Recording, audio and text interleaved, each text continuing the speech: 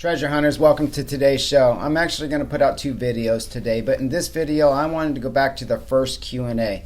I want to cover the rest of the questions that were asked, and I want to view some of the rest of the comments that were on that first Q&A. Any new questions that anybody has that they'd like to hear my opinion on or like to see me talk about, post them on this video now, and this will be the one I will reference for the next Q&A section. So anyway, let's get back to that first video, guys. Here we go. Okay, guys, this first question is coming from Mike Markham, and it's in response to a previous question that was asked and answered. We were talking about the treasure being sunken, possibly 10 inches below the surface, and just being covered over with leaves and sticks and stuff.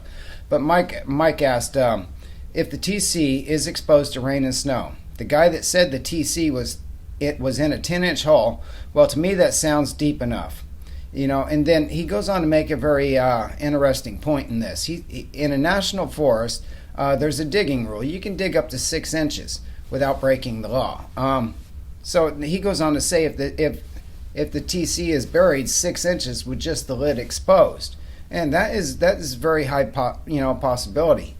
It wouldn't be buried. It wouldn't really be. To me, it's considered buried, but legally it's not buried. Not according to the national forest. It wouldn't be considered buried.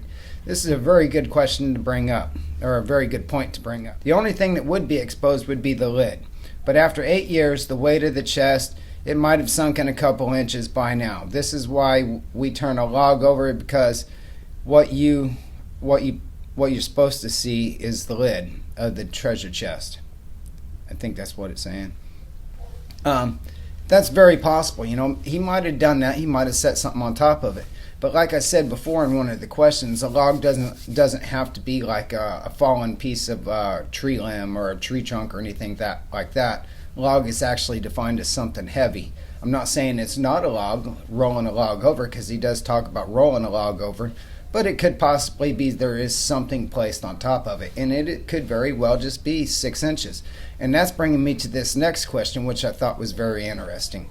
This next question came from Donna Buckholz, and it's kind of in reference to the first one. In this question, Donna's asking about, when Forrest Fenn buried the chest, if he buried it, would it really be safe? Because the topsoil wouldn't be packed down; it would be loose. Over time, the ground would pack back down, and the soil, and with rain and everything, it would settle, but it would always kind of have a soft spot. It's hard to say. She goes on to talk about, it could be up underneath an umbrella, which is like a rock overhang, or something like that, entombed somehow, and buried inside there to where, animals can't step on it and people can't step on it. It's a good point to make. I would think that the place where Forrest hid it is a place where people wouldn't normally be going anyway. That's just kind of my feeling.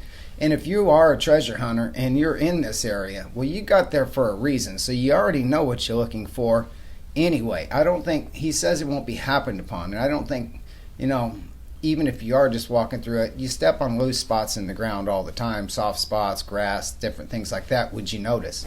That's the question I would be asking, is would you notice if you did step on it? Let's go on to the next question. This next question comes from Fubar970. Grizzlies are not in Colorado or New Mexico, but I think Forrest was simply aware people were searching in Wyoming and Montana, and that's why he stated that they are in that area. I think he drops hints, but he's not going to drop hints that will rule out a state in any way, and I agree with that. I don't think Forrest is actually trying to rule out another state, but I don't think he wants to rule out the by not talking about it. If he doesn't talk about it, he could possibly be ruling out another state. So I think he's trying to sway both ways.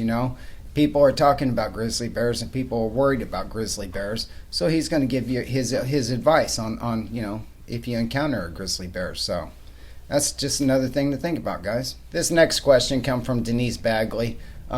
It was a two-part question. I assume that they went together to try and understand what she was talking about. But if something is your enemy, would you need to be brave, worth the cold? Then she goes on to say if it's exposed to snow. So I think she's asking if the snow is your enemy, would you need to be brave and worth the cold? Originally I thought Forrest was talking about seasons, wintertime, summertime, spring, because he kept talking about the different seasons. And I thought he was talking about snow myself until he started ruling out snow, searching in the snow, and snow's your worst enemy. So, I don't know what to make of it. It's possible. It's possible he could just be hinting at the season, but actually with snow on the ground, I don't think he's talking about it. I think he's trying to keep people out of the snow. Accidents happening, things like that, people getting stuck and different things. But it was a good question, and it makes me start thinking about it. This question was another one from Mike Markham. I tend to stay away from the legal questions, but it says, Ghost, I have a question. If Forrest is under a civil lawsuit, would there be legal questions on where the TC was found when it is found? I don't believe so. A civil suit is between two private parties, so the law really ain't involved. Forrest's property is still Forrest's property. Ain't nothing on hold. Oh, you can't do this, you can't do that in a civil lawsuit. It has to be a criminal action in order for there to be some kind of is it called an injunction to keep you from doing something. So no, I don't think it would be. Civil suit's a private matter. It's between two parties, and the state pretty much stays out of it. And they only get involved to make the decision. Who's right, who's wrong. That's the only reason they get involved. This comment comes from Tom K. Tom K wants to know if I could show you guys how to use Google Earth. I could make a video on how to use Google Earth. The only thing is I don't use Google Earth to search.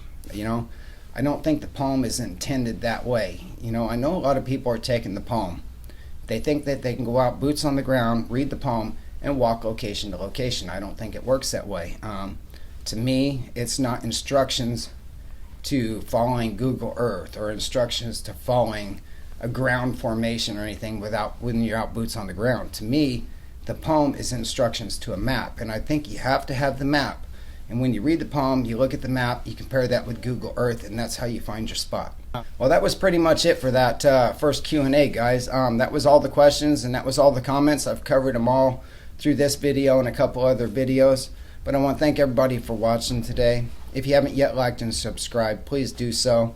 And like I said, if you have any new questions or you want my opinion on something, you want to hear my thoughts on something, now take in mind it's only my opinion and my thoughts, so you got to take it for what it is, guys. But anyway, comment down below, ask your questions down below. If you have an idea for a new topic, post it down below too, guys. And I'll see you this afternoon with another video. Thanks for watching.